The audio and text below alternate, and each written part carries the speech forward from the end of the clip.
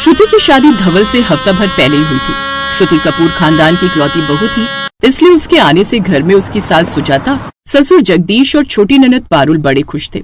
श्रुति की एक बड़ी ननद भी थी जिसकी शादी 5 साल पहले हो चुकी थी और उसकी एक 4 साल की बेटी थी। शादी के कुछ दिन बाद, भैया भाभी अब इस घर में नई आई है, जब से आई है बेचारी रसोई में लगी रहती है। आज संडे है तो क्यों ना हम आज शाम को उन्हें इस किचन से छुट्टी दे दें और कहीं बाहर डिनर पर ले जाएं। ये सुनकर श्रुति खुश हो जाती है और वो भी इसके लिए तैयार हो जाती है। तभी रमोला बोलती है, हाँ ये ठीक रहेगा, वैसे भी बड़े दिन हो गए हम सबको एक साथ रेस्टोरेंट गए हुए। धवल बेटा तू बढ़िया सा रेस्टोरेंट बुक कर दे, तब तक मैं तेरी बड़ी बहन नताशा को भी फोन कर देती हूँ, इसी बहाने वो भी नई भाभी के साथ डिनर कर लेगी। ऐसा कहकर सास नताशा को फोन करती है, नताशा बेटी आज हम सब डिनर के लिए बाहर जा रहे हैं नई बहू के साथ, तू भी आ जाना दामाद जी और रूही को लेकर। वाह डिनर पर? मैं चलो ठीक है, लेकिन माँ मैं अपने ससुराल वालों को भी ले आऊं। वो माँ पापा जी भाई की शादी के वक्त चंडीगढ़ गए थे ना, इनकी मौसी की बेटी की शादी में, तो वो मिल नहीं पाए थे, इसी बहाने फैमिली गेट टुगेदर भी हो जाएगा। अच्छा ठीक है, तो तू अपने सभी ससुराल वालों को भी लेकर आ जाना। ये कहकर सास फोन काट देती है, जिसके बाद वो धवल से कहती है, बेटा तू ऐसा कर, हम 15 लोगों के लिए टेबल बुक कर दे। 15 लोग माँ? हाँ, नताशा और उसके ससुराल वाले सभी आ रहे हैं।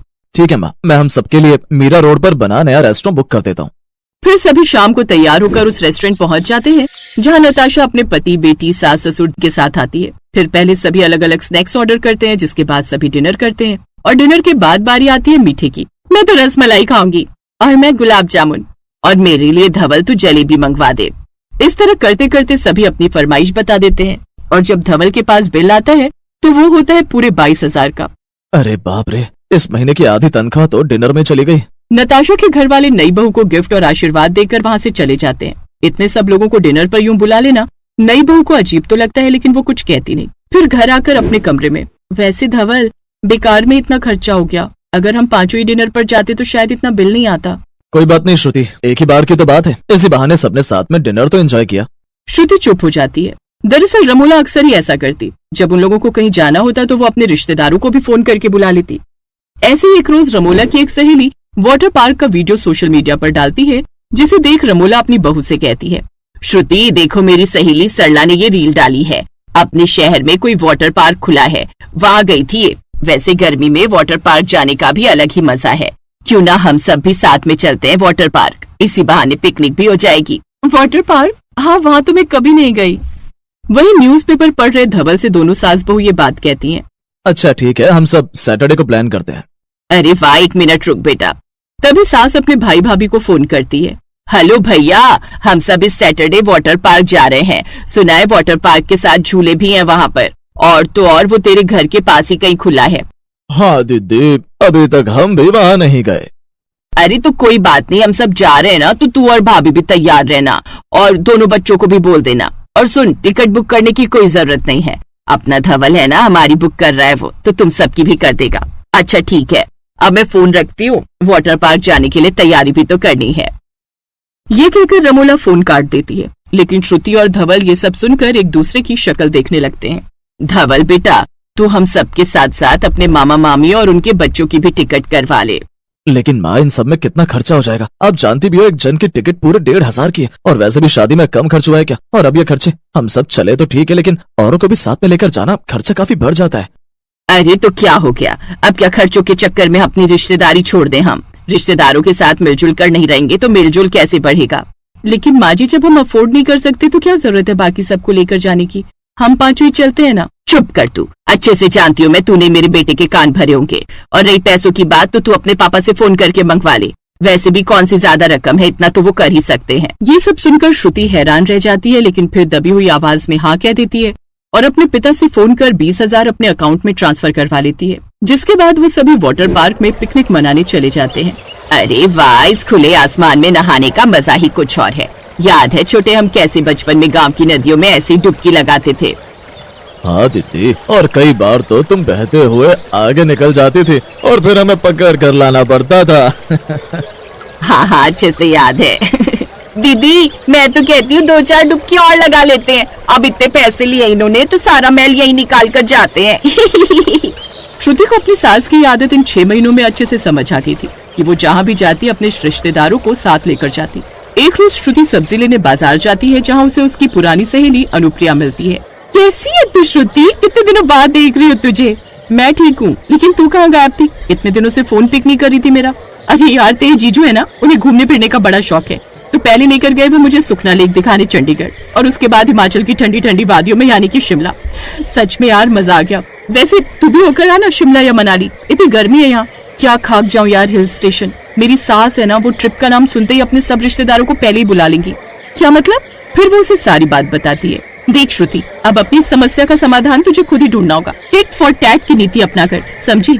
अब समझी तू कहना क्या चाहती है? अब श्रुति अपनी सास को सबक सिखाने की ठान लेती है। उसकी सास हर बार ऐसा कुछ न कुछ करती जिससे धवल का काफी खर्चा हो जाता, और कई बार तो उसे कर्जा तक लेने की नौबत आ जाती। कुछ समय बाद वो मनाली जाने का प्लान बनाती है। अब चाहे कर्जा लेकर ही क्यों ना हमें मनाली की ट्रिप करनी पड़े, लेकिन अब मैं अपने मायके वालों से पैसे नहीं मांगूंगी, और साथ ही उन्हें ये सबक सिखा कर रहूंगी। अब तो मैं मायके वालों को बुला लूंगी। फिर उसी शाम को जब सब डाइनिंग टेबल पर बैठकर खाना खा रहे होते हैं, तभी श्रुति धवल से ये बात कहती है। मनाली? हाँ धवल, मनाली। देखिए, शादी के वक्त भी हम हनीमून पर नहीं जा पाए थे, तो अब चल पड़ते हैं। मैं जानती हूँ तुम ऑफिस के काम में बिजी रहते हो। डोंट वरी, सारा ट्रिप मैं प्लान कर लूंगी। वाह, मनाली तो मैं भी कभी नहीं गई बहू। तू एक काम कर, 10 कमरे बुक कर देना। 10 कमरे? वो क्यों माँ जी? अरे हम सब के लिए, और साथ में मेरी बड़ी दीदी यानी तुम्हारी मौसी सास और उनका परिवार भी जाएगा। लेकिन वो सब क्यों माँ? अरे तो क्या भूल जाऊं उन्हें? जब बचपन में माँ हमें छोड़कर चली गई थी, तब उसी ने हमें बच्चों की तरह पाला पोसा था, और वो अपने परिवार के बिना कहीं नहीं जाती। इसलिए तू सबके लिए रूम बुक कर। श्रुति अब एक रिसोर्ट बुक करती है, जिसमें वो एक साथ 25 कमरे बुक करती है। ये क्या बहू, तूने 25 कमरे क्यों बुक कर दिए? अब माँ जी, मैंने सोचा उस रिसोर्ट में 10 कमरे तो हमने बुक करवा ही लिए, तो बाकी के 15 भी मैं ही करवा लूं। वो क्या है ना, इसी बहाने मेरे मायके वाले भी घूम आएंगे मनाली। वो बेचारे भी कभी नहीं गए ना, इसलिए मैंने अपनी माँ, पापा, भाई, भाभी, बड़ी बहन, छोटी बहन, उनके परिवार वाले, मासी, बुआ, चाचा, चाची, मतलब अपने सभी मायके वालों को बुला लिया है। आप ही तो कहती है ना माँ जी, सब रिश्तेदारों से मिलजुल कर रहना चाहिए। ये सुनकर सास हैरान रह जाती है। अब सभी मनाली चले जाते हैं, जहाँ सभी खूब मस्ती करते हैं। अब बेचारे धवल के पास कर्जे के सारे पैसे भी खत्म हो चुके थे, इसलिए वो और लोन लेने की बात करता है, और ये बात रमोला सुन लेती है। अब उसे समझ आता है कि जहाँ सब रिश्तेदार धवल के पैसों पर मस्ती कर रहे हैं, वहीं वो बेचारा कर्ज के बोझ तले दबा जा रहा है। ये सब देखकर रमोला को अपनी गलती का एहसास होता है, और वो बेटा बहू से माफी मांगती है। अब मुझे समझ आ गया बेटा कि चादर उतनी ही फैलानी चाहिए जितने हमारे पैर हों। यही तो हम आपको कब से समझाना चाहते थे माँ जी। एंड डोंट वरी धवल, माँ जी, मेरे मायके वालों ने अपना अपना खर्चा खुद दिया है, इसलिए तुम्हें कोई भी लोन लेने की जरूरत नहीं है, सब हमारे बजट में ही है। इस सबक से रमोला को सब समझ आ जाता है, और उस दिन के बाद वो कभी भी अपने रिश्तेदारों को फोन करके साथ चलने को नहीं कहती। माँ, खाना बन गया क्या? नहीं, अभी थोड़ी देर और, जब बन जाएगा तब बुला लूंगी। माँ वैसे आज क्या बना रही हो? आलू और प्याज की सब्जी और रोटी। क्या माँ, जब देखो आलू आलू, आप कुछ और क्यों नहीं बनाती हो? कभी पनीर वनीर भी बना लिया करो।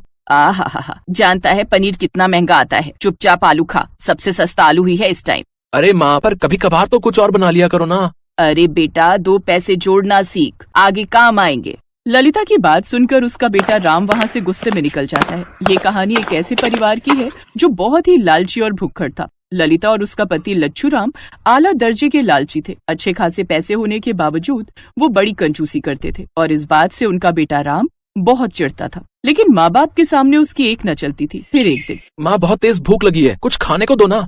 सुबह का आलू का पराठा बचा है, जा खा ले। है पूरा एक पराठा? मैं कैसे खा पाऊंगा माँ, कहीं मुझे बदहजमी ना हो जाए। हाँ तो एक काम कर, उसमें से आधा अपने पापा के लिए छोड़ देना। ए भगवान, हद है। अच्छा, और आप क्या खाओगे?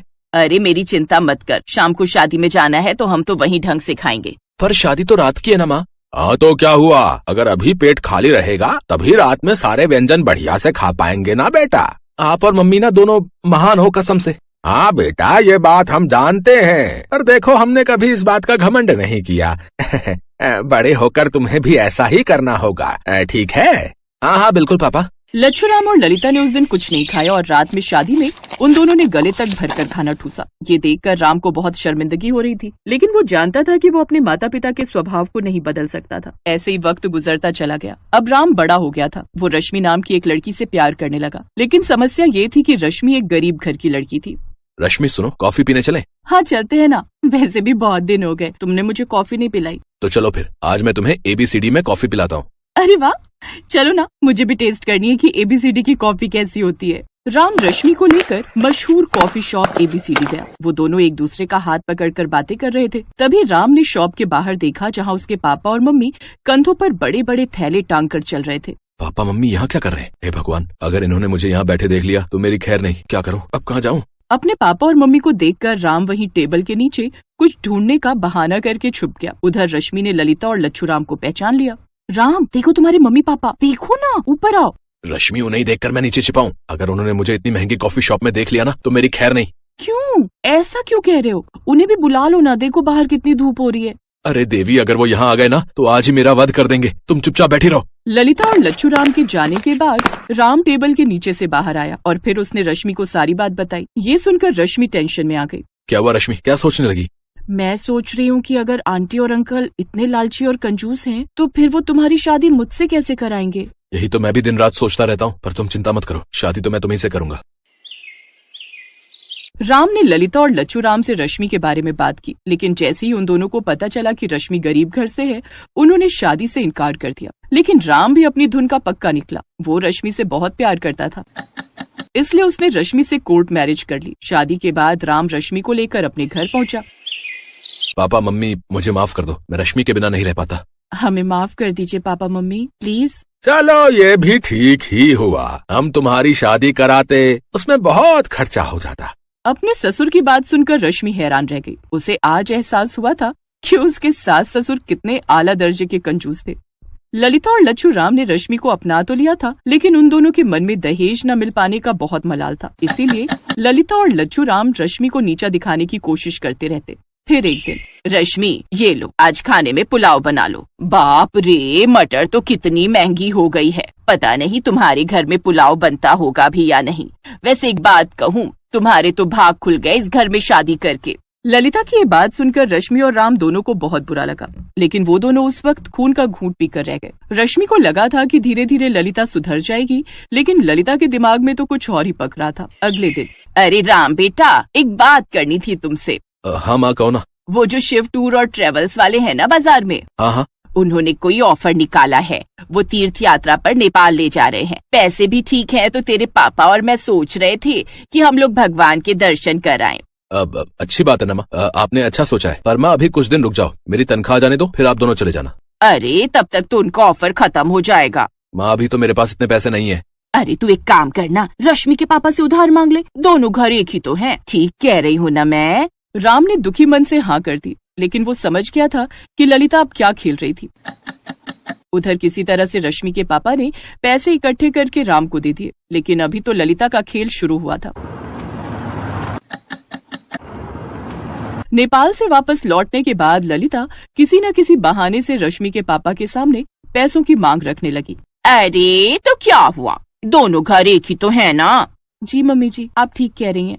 ऐसे ही वक्त बीतता गया। एक दिन रश्मि ने घर में सबके लिए बिरयानी बनाई, जो सभी लोगों को बहुत पसंद आई। तभी बिरयानी खाते हुए, अरे वाह बहू, बहुत अच्छी बिरयानी बनाई है, कहाँ से सीखी? माँ ने सिखाई है मम्मी जी। क्या बात है, क्या बात है। अच्छा, वैसे कभी तुम्हारे माता पिता ने हमको खाने पर नहीं बुलाया। एक काम करो, उनसे कहो कि हम इस संडे सब लोग उनके घर आ रहे हैं, उनके हाथों की बिरयानी खाने, और उनसे कहना कि बढ़िया से बिरयानी बनाए, बादाम काजू डालकर। जी मम्मी जी। ललिता की बात सुनकर रश्मि बहुत टेंशन में आ गई। वो जानती थी कि पैसे देकर उसके पापा के पास ज्यादा पैसे नहीं बचे थे। ऐसे में पूरे ससुराल की बिरयानी दावत करना उसके पापा के लिए बहुत भारी था। वो इस समस्या से निकलने का उपाय ढूंढने लगी, और फिर जब संडे आया तो सारे लोग रश्मि के घर पहुंच गए। उन्होंने देखा कि खाने के लिए बहुत ही शानदार बिरयानी रखी थी, जिसमें काजू किशमिश बादाम भरे हुए थे। ये देखकर भुक्खड़ ललिता और लच्छू राम की खुशी का ठिकाना नहीं रहा। लीजिए मम्मी जी, मेरी माँ के हाथ की बिरयानी खाकर देखिए।